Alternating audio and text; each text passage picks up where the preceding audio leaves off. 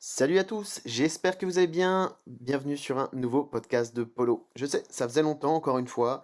Je n'arrive pas à être régulier, c'est pas évident et j'avais pas forcément la tête à ça. Il faut savoir que pour créer des podcasts de façon intensive, ça demande beaucoup d'implication, beaucoup d'énergie, etc. Et c'était pas forcément le cas ces derniers mois. Mais voilà, petit retour, petit podcast et je voulais vous parler aujourd'hui des erreurs typiques en marchand de biens, comment analyser une annonce, comment rapidement, vite se détacher d'un projet qui, à première vue, peut paraître rentable et finalement ne l'est pas. Donc c'est le sujet aujourd'hui du podcast et pour mettre un petit peu de réel dans tout ça, j'ai fait une visite hier d'un gros bébé et je vais vous en parler un petit peu, qui à première vue peut paraître une affaire rentable et finalement, n'en est pas une. Donc c'est ce que je vais t'expliquer à travers, les chiffres et cetera, sur cette opération-là qui ne s'est pas faite en fait, enfin qui va pas se faire tout simplement parce que j'ai décidé de ne pas aller plus loin et pourtant à première vue, ça peut paraître quelque chose d'intéressant. Donc je vais t'expliquer un petit peu ce projet, cette opération, les démarches un petit peu qui ont été effectuées et cetera et voilà, donc installe-toi tranquillement et puis tu vas écouter cette petite histoire. Donc j'étais dans mon lit, il y a 2 jours, je regarde sur Le Bon Coin comme d'habitude et là je vois un immeuble qui sort. Alors à savoir que, habituellement, je préfère m'éloigner un petit peu de là où je vis parce qu'on est quand même autour de, 4 500 du mètre carré et c'est généralement tout est très, très cher, tout est vraiment très cher et là, il y a cet immeuble, avec une annonce bien détaillée, bien descriptive qui stipule, 7 appartements, 280 mètres carrés, affichés à 950 000 euros. Alors évidemment, quand tu vois 950 000 euros, tu te dis: «Putain, c'est cher», c'est cher. Bon, c'est clairement cher. Mais, est-ce qu'il n'y a pas moyen de faire quelque chose? Est-ce qu'il n'y a pas moyen éventuellement de voilà, d'acheter ça et de revendre à la découpe en marchand de biens? Peut-être que les lots sont simples, il n'y a pas plus pas plus d'informations que ça, mais aux photos, on se rend compte que c'est dans un état insalubre, que rien n'est loué, que tout est à l'état pourri et qu'il faut tout refaire. Bref, 1re mission déjà pour tous ceux qui, pour tous ceux qui sont dans cette démarche-là, c'est j'essaye toujours de passer, du moins d'essayer de trouver le contact direct propriétaire sans passer par l'agence ou passer par une agence, pour tout simplement, voilà, quand tu sais que déjà le prix est trop cher, mais que le projet peut être intéressant, c'est toujours regarder s'il n'y a pas moyen de pouvoir, trouver le propriétaire. Alors, il y a plusieurs solutions pour ça. Déjà la première, avant tout, c'est, de pouvoir repérer où se trouve le bien. Donc si tu connais bien la ville, si tu connais bien ton secteur, de toute façon, il y a pas 30 000 solutions, hein, pour ça. Il faut vraiment que tu connaisses parfaitement ton secteur et sur une photo où tu vois un extérieur, s'il y a une photo, je sais pas, tu vois un commerce dans la rue ou quoi que ce soit qui peut te dire: «Ah putain, c'est ici», tu vois un coin de boulangerie, tu arrives à identifier un nom ou un coin de rue, un numéro, bref, il y a quand même pas mal de solutions pour essayer d'investiguer en fait et trouver, où se où se trouve le bien. Chose que j'ai faite et donc je suis parti en mission pour aller, enquêter un petit peu, voir si j'avais pas moyen de récupérer le numéro du propriétaire par un voisin, par quelqu'un qui peut le connaître. Donc je me rends sur place et je vais sonner en fait à littéralement tous les voisins qui sont autour pour essayer de prendre des infos, concernant, cette personne-là qui vend son bien. Donc j'ai des infos, c'est une personne, voilà, qui habite sur Paris, qui vend son immeuble et cetera. OK, très bien.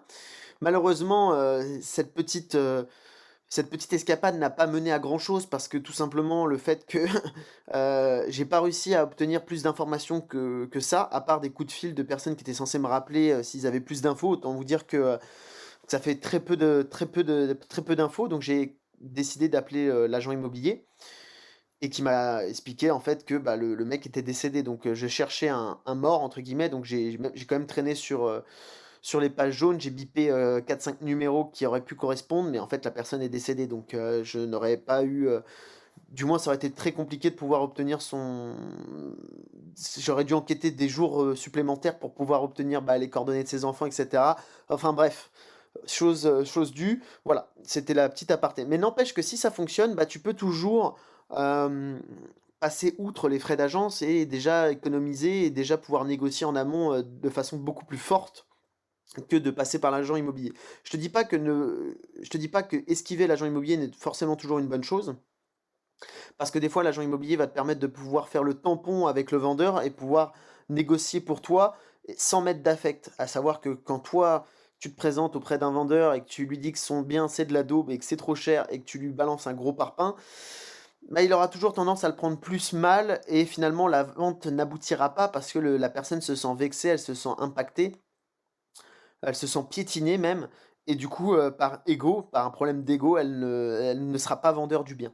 Alors que si un agent immobilier qui fait le tampon, l'agent immobilier va pouvoir sortir tous les arguments que toi tu vas pouvoir lui dire, mais sans que ça soit toi le tu vois? Il y aura le tampon donc tu seras pas en il y aura pas de problème d'ego, il y aura pas de direct en fait. Et c'est ça aussi que j'apprécie énormément quand je travaille avec des agents immobiliers qui sont compétents, c'est que ça, bah, j'en joue. Du coup, tu peux envoyer des gros parpaings, c'est pas gênant. L'agent immobilier cherchera toujours à attirer une contre-offre ou des choses comme ça. Il va négocier, il va prendre de l'énergie pour toi et ça, c'est quand même des fois très intéressant. Bref, revenons sur le fait. Donc, c'est un immeuble, je pars le visiter. Donc, je rencontre l'agent immobilier et je visite l'immeuble. Donc, OK, bah, tout est pourri, tout est dans son jus. Donc, il y a sur la description, il y avait écrit 7 appartements. En réalité, à l'heure actuelle, il y en a que 6. Et en réalité, à l'heure actuelle, il y en a même que 5. C'est juste il y a un gros appartement qui est possible de diviser en 2. Mais encore une fois, bah, pour diviser un logement en 2, il faut pouvoir créer une place de parking, chose qu'il n'y a pas. Donc, on se retrouve sur un projet finalement où il y avait 7 appartements. Finalement, il y en a que 5. En fait, globalement, il y en a 6, mais il y en a 5 légalement, dans le sens où il y a 5 compteurs, mais il n'y a pas le sixième compteur qui va pour créer le logement. Donc déjà, rien que ça, bah, c'est un point important parce que si tu n'as pas l'autorisation de l'urbanisme de pouvoir créer un compteur supplémentaire sans place de parking, bah déjà, tu es déjà bloqué. À savoir que ce projet-là, si je le faisais, c'était en marchand de biens, donc pour pouvoir rediviser des lots et les revendre à l'unité. Autant te dire que s'il n'y a pas de compteur supplémentaire, tu peux rien y faire. Voilà, premier point. Deuxième point, l'immeuble est quand même bien desservi, l'immeuble il est agréable dans le sens où bah, tout est un peu déjà structuré. Alors même si tous les appartements sont pourris et qu'il faut tout refaire, il y a quand même un couloir central, il y a des communs qui sont desservis, il y a des communs qui sont déjà là, c'est pas dans un état mort-mort. Donc ça c'est l'intérêt. Donc après avoir visité tous les appartements qui sont dans un état un peu pourri, je me dis quand même que putain, c'est une bonne affaire parce qu'en vrai, il y a du placo à mettre, l'électricité, et tout est plutôt sain, même s'il y a toutes les menuiseries à changer, c'est dans un état relativement plutôt sain pour restaurer voilà, ces 6 appartements. Bon, il y a un billet de 180 000 € à mettre, quelque chose comme ça, pour réhabiliter tout ça. Et là, à ce moment-là, je me dis c'est intéressant. Et je lui demande les plans, donc il y a les diagnostics qui ont été faits avec les plans de surface, etc. Donc à la fin de la visite, je vais me poser chez moi, puis je fais mes calculs. Et en fait, je me rends compte qu'après avoir fait mes calculs, on n'est pas sur 280 mètres carrés de surface plancher, on est à 190.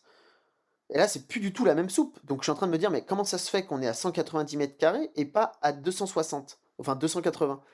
Bah, le vrai problème, c'est qu'en fait, l'agent immobilier a compté les mètres carrés surface des communs. Des communs et des rampants qui ne sont pas en loi Carrez.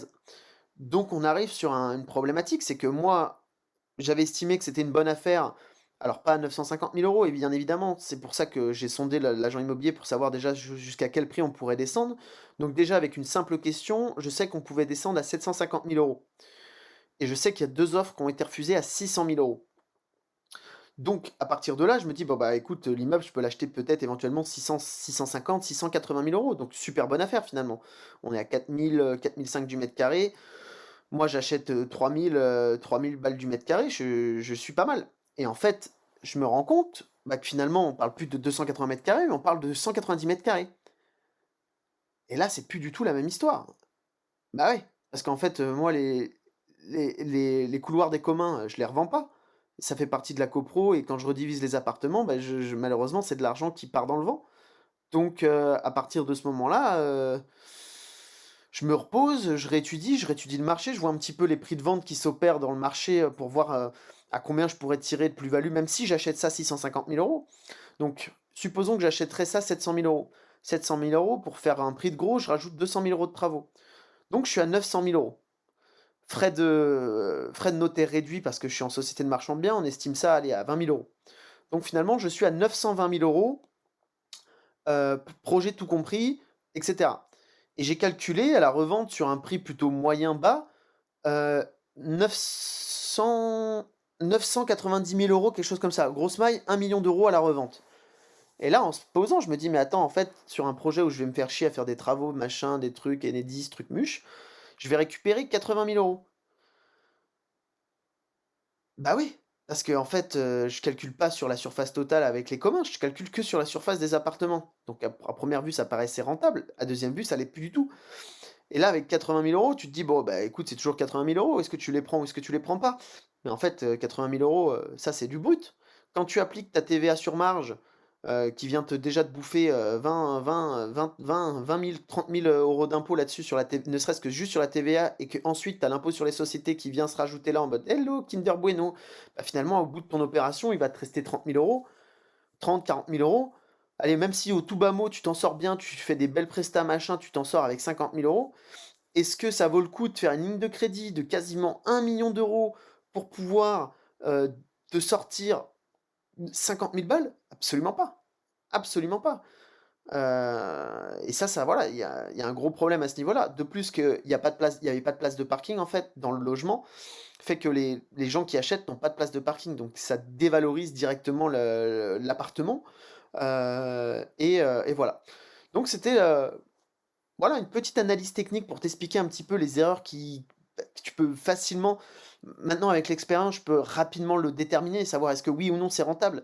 Quelqu'un qui n'y connaît pas grand-chose et qui débute, alors déjà, il va peut-être probablement pas se positionner sur ce genre de produit-là, mais il y a plein de petits points et des petits pièges, notamment les compteurs Enedis comme je te disais.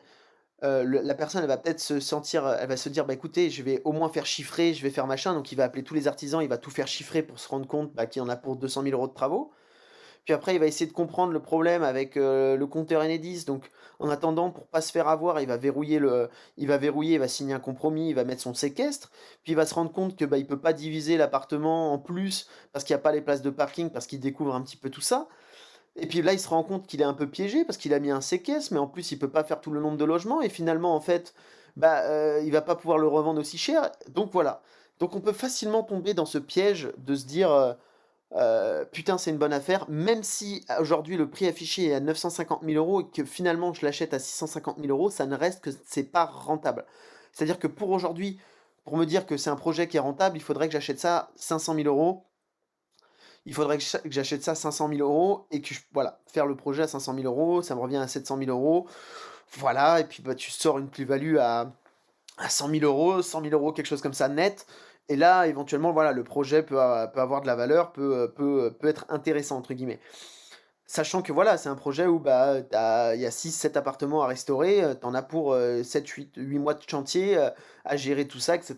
Donc, bah, il y a rien sans rien et des fois, bah, il faut savoir prendre du recul là-dessus et se dire: «Bah, écoute, c'est une opération, à première vue, je pensais qu'elle était bonne, finalement, elle l'était pas», et vite passer à autre chose et pas perdre plus de temps et d'énergie sur un projet qui, finalement, n'en vaut pas la peine parce que, bah, tu n'iras pas plus loin.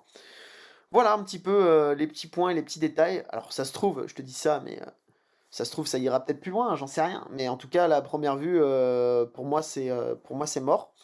Donc voilà, c'était juste pour vous donner ces petits, news concernant ça. Pour tous ceux qui débutent en marchand de biens ou pour tous ceux qui débutent en locatif, hein, c'est un petit peu similaire finalement. Alors là, en marchand de biens, encore plus. Et là, par exemple, si je partais dans l'idée de louer ces appartements-là, bah, par rapport au prix où j'achète, par rapport à tout ça, je ne serais pas du tout rentable en fait, même si je fais un appartement meublé, cosy, et cetera. Alors et peut-être que si je faisais ça en Airbnb, et cetera, qui demande beaucoup de gestion, peut-être que j'arriverais à l'autofinancement, mais dans ce cas-là, en fait, c'est pas possible. C'est-à-dire qu'un projet à 900 000 €, un projet à 900 000 € pour te dégager, même 5 000, allez même, allez 5 000 c'est déjà énorme, même 5 000 €, tu vois 5 000 € pour 900 000 € de crédit, on n'y est pas du tout. On est sur une renta à 4 % basique, donc voilà. Voilà les petites news, ça m'a fait plaisir de vous faire ce petit podcast, c'était rapide, mais voilà, peut-être une reprise, je vais voir en tout cas comment tout ça se déroule. Je vous souhaite bon début hiver, hein. Écoute, j'ai envie de te dire, il commence à faire froid, ça caille.